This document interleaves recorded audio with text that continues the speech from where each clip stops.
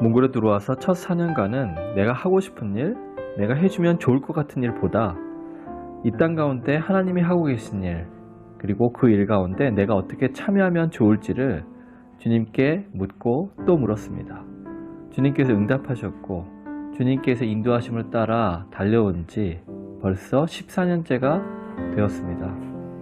그리고 코로나19로 모든 것이 멈췄습니다. 몽골에는 이런 말이 있습니다. 사랑을 하려거든 겨울에 해라. 사랑하는 사람을 향한 시선까지도 얼어붙어 다른 사람을 쳐다보지 않게 된다는 것이죠. 코로나19로 모든 것이 멈춘 이 시점에 다시 주님께로 시선을 고정하게 됩니다. 몽골 교회와 몽골 교회 리더들도 지금까지 관성적으로 해왔던 것들을 다시 내려놓고 주님께로 시선을 고정할 수 있도록 기도해 주시기 바랍니다. 청년 때 받은 선교로의 부르심에 순종하여 미국에 있는 1.5세와 2세를 위한 사역, 그리고 미국인들을 위한 사역을 위해 21년 전 미국의 유학생의 신분으로 왔습니다. 영어권 사역을 해왔고 이젠 미국 신학교 교수와 프로그램 디렉터 사역으로 하나님께서는 사역의 플랫폼을 마련해 주셨습니다. 미국 문화의 체면에 빠지지 말자, 풍요로움과 시스템 속에 안주하지 말자 다짐합니다. 특히 이번 코로나19를 통해 미국의 민낯을 보면서 나는 얼마나 미국을 아는가 하는 생각을 하게 되었고 사역의 본질에 대해서 질문하며 다시 결단하며 헌신하고자 합니다. 주님, 주는 그리스도시요 살아계신 하나님의 아들입니다. 미국에서 제가 미랄이 되기로 다시 결심합니다. 하나님의 정의를 행하고 인자를 사랑하고 겸손히 하나님과 행하며 더욱더 하나님의 부르심에 헌신하고 순종하기 원합니다. 미국과 미국에 있는 이민자들과 이민교회, 소수민족들, 그리고 미국에 있는 열방을 섬기고 있는 사역자들과 선교사들을 위해 기도해 주십시오. 일본 선교에 대한 평가들이 있었습니다. 왜 하필 일본이냐? 많은 재정이 필요하다. 아무리 해도 열매가 없다. 이런 부정적인 의견들이 많지만 사실입니다. 올해는 일본 개신교 선교 161주년입니다. 그러나 여전히 크리스천이 전체 인구의 1%를 넘지 못하는 상황입니다. 근본 코로나19 사태로 일본 교회와 선교를 돌아볼 기회가 주어졌습니다. 반성할 점들이 보였습니다. 첫째, 선교지 일본에 대해서 전반적으로 무지했습니다. 특히 일본 역사, 선교 및 교회의 역사, 일본 문화, 종교, 국민성, 그리고 일본인을 잘 몰랐습니다. 둘째, 본국에서 배우고 경험한 것들을 이식하는 수준의 선교였습니다. 일본을 모르기에 일본에 맞는 선교 전략 수립이 어려웠습니다. 셋째, 단독 사역에 집중했습니다. 각자 도생이었습니다. 코로나19 이후에 일본 선교에 새로운 판을 짤 수 있는 기회가 주어졌습니다. 첫째, 일본에 대해 함께 연구하려 합니다. 그래야 일본에 가장 적합한 전략을 수립할 수 있습니다. 둘째, 이제는 연합하려 합니다. 혼자서는 너무 힘듭니다. 힘을 모아야 합니다. 셋째, 한일 교회가 교류하려 합니다. 서로 배워가며 도와야 합니다. 넷째, 일본 선교의 패러다임을 바꾸겠습니다. 새로운 일본 선교를 기대하며 기도해 주시기 바랍니다. 삶에 치여 정체성을 잃어버리고 살았습니다. 열매가 보이지 않는 삶, 이 나라에 살수록 피곤한 일들이 많습니다. 인간관계도 쉽지 않습니다. 인간적인 마음 같아선 한국으로 돌아가고 싶은 적도 많습니다. 내가 무엇을 할 수 있을까? 이 나라를 알면 할수록 내가 할 수 있는 게 무엇이 있을까 고민하게 됩니다. 미래가 보이지 않고 사역은 답보 상태고 코로나로 인해 그나마 멈추어 있습니다. 그런 제게 주님은 너는 무엇을 하고 싶으냐 묻는 대신 너는 무엇이냐 묻는 듯 합니다. 내 정체성은 선교사 이전에 하나님 나라 백성임을 고백합니다. 내 주변에서 일어나는 어려운 일들을 허락하신 이유가 싸구려 욕망에 하늘나라 것을 바꾸지 말라는 명령인 듯 합니다. 기본으로 돌아갈 것을 명령하십니다. 이 나라에 사는 선교사들이 주님의 말씀에 순종하고 이슬람 땅에서 하나님 나라를 누리며 살 수 있도록 기도해 주십시오. 코비드-19의 확산으로 영적 방어과 침체 그리고 회복 사이에서 영적 갈등을 하고 보내고 있는지 벌써 3개월이 되었습니다. 이 기간 동안 저는 두 가지를 배웠는데요. 첫 번째는 선교의 주인은 하나님이시다. 시편 46편 기자의 고백처럼 너희는 가만히 있어 내가 하나님 됨을 알지어다. 신나서 했던 지난 선교 사역은 내가 이만큼 했다라는 나의 만족과 나의 기쁨이 중심이 되었던 선교였던 것을 고백하며 회개하는 시간이 되고 있습니다. 선교의 주인은 하나님이십니다. 그 고백의 시간이 되고 있습니다. 오직 문나라 중에 높임을 받으실 분은 오직 하나님이십니다. 두 번째로는 이 시대에 앞으로 어떻게 준비하고 어떻게 선교해야 될 방향을 설정하고 준비하고 있습니다.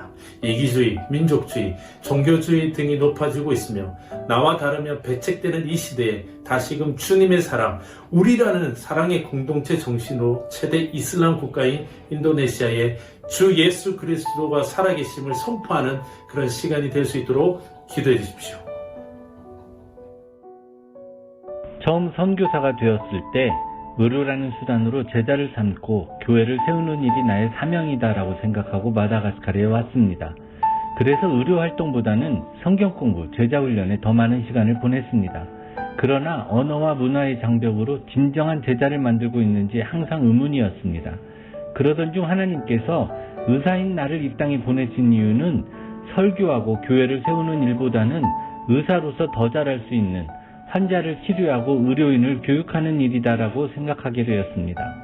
이번 코로나 기간에는 마다가스카르에 PCR 검사를 할 수 있는 검사실을 설치하는 일을 돕기도 하였는데 덕분에 검사 능력이 2배로 향상되었습니다. 앞으로 남은 생애 동안 마다가스카르 오지에서 만능 의료인의 역할을 할 의사 300명을 양성하는 일을 하려고 합니다. 너무나 많은 협력과 지원과 동역이 필요한데 이를 위해 기도하고 동참하여 주시기를 간절히 간청합니다. 선교지에서의 삶은 쉽지 않은 순간들의 연속인 것 같습니다. 낯선 환경과 사람들에게 적응해야 하는 어려움, 사역과 건강과 비자의 어려움 등 그동안 참 많은 어려움들이 있었습니다. 때로는 너무 힘이 들고 또 더 이상 길이 보이지 않는 것 같아서 포기하고 싶을 때도 있었지만 때마다 부어주시는 하나님의 은혜로 지금까지 잘 올 수 있었습니다. 이번 코로나 바이러스의 상황을 겪으며 다시 한번 쉽지 않은 도전과 문제 앞에 직면하게 됩니다. 어쩌면 기존에 해왔던 모든 사역들의 방향과 전략을 다시 세워야 할 수도 있는 한 치 앞도 예상할 수 없는 막막하고 두려운 상황이지만 그럼에도 불구하고 감당할 시험밖에 주시지 않는 하나님을 신뢰하며 이번 코로나 바이러스의 상황 또한 잘 이겨낼 거라 확신합니다. 계속해서 인도와 인도의 영혼을 위해서 기도해 주시기를 부탁드립니다.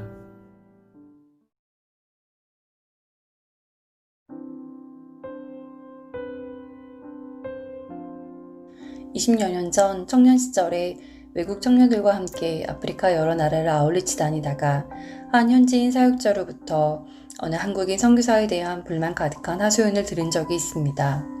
그 한국인 선교사는 대도시 좋은 집에 살면서 이제 SUV 자동차를 타고 와서 돈을 뿌리면서 사역한다는 것입니다. 저는 젊은 혈기에 어떻게 선교사가 그럴 수 있냐고 분개했었습니다. 그런데 20년이 지난 지금의 제 모습이 그때 제가 욕하던 딱 그 모습입니다. 15년 전 결혼도 하고 아이도 낳고 선교지에 나올 준비를 하던 때에 한 시니어 선교사님으로부터 오래전 이라크의 쿠웨이트 침공 때 선교사들이 급히 본국으로 피신을 하여 현지인들로부터 신뢰를 잃었다는 이야기를 들은 적이 있습니다. 청년 시절 때와는 달리 이때는 그 선교사들이 이해가 좀 되었습니다. 젊었을 때는 순수하기도 했고 동시에 무지하고 교만하기도 했던 것 같습니다. 선교지에 코로나 상황이 악화되면서 정부가 국제선을 끊는다고 하자 여러 선교사들이 급히 한국으로 대피했습니다. 이들에 대한 비판의 목소리가 여기저기서 들려왔습니다. 20년 전에 저였다면 앞장서서 비판했을 것이나 지금의 저는 비판의 마음이 들지는 않습니다. 각자 저마다의 사정과 정황이 있었을 것이라 생각합니다. 요즘 가난한 무슬림 현지인 친구들과 대화하면서 느끼는 것은 평상시보다 지금 이들의 마음이 훨씬 더 공고하고 두려움이 크다는 것입니다. 짧은 안부 인사라도 매우 반가워하는 것을 봅니다. 미비한 도움이라도 매우 크게 감사하는 것을 봅니다. 그리 보면 지금은 선교가 위축되는 때가 아니라 도리어 기회의 때라는 생각이 듭니다. 일평생 소말리아족 선교를 해온 존경하는 한 노인 선교사에게 조언을 해달라는 질문을 한 적이 있었는데 그분이 이렇게 말씀하셨습니다. 인내하고 견디고 그리고 사랑하라. 이것이 핵심이다. 비록 이들과 같은 모습으로 같은 형편으로 부대끼며 살지는 못하는 부끄러움이 있으나 현지인 사역자의 눈에 비판받는 모습이기도 하겠으나 그래도 이들 언저리에서라도 그냥 끈기 있게 오래도록 사랑하며 살면 주님이 이들을 구원하시고 영광을 받으시리라 믿습니다.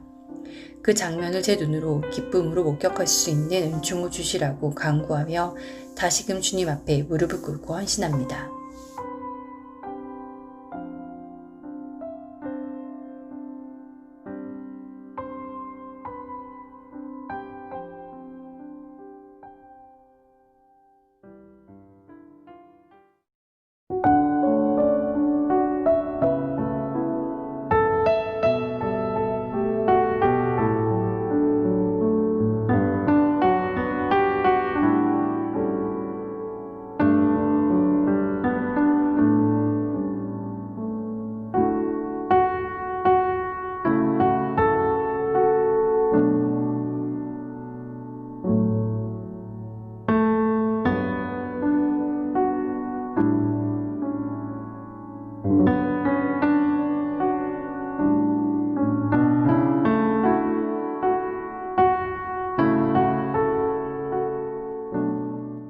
하늘로도 담을 수 없고 바다로도 담을 수 없으며 땅과 만물로도 담을 수 없는 크시고 크신 하나님, 우리가 이제 하나님 앞에 다시 서게 하소서.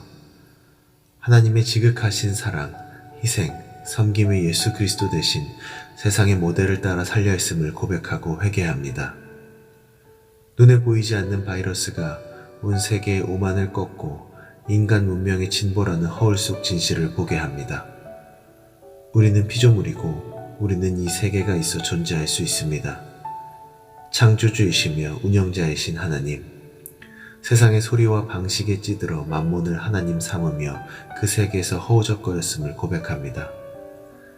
이제 인류의 오만을 꺾으시고 허상을 깨닫게 하셨으니 우리의 대제사장 되신 예수 그리스도를 따라 삶을 드리게 인도하소서. 예수 그리스도의 이름으로 기도합니다.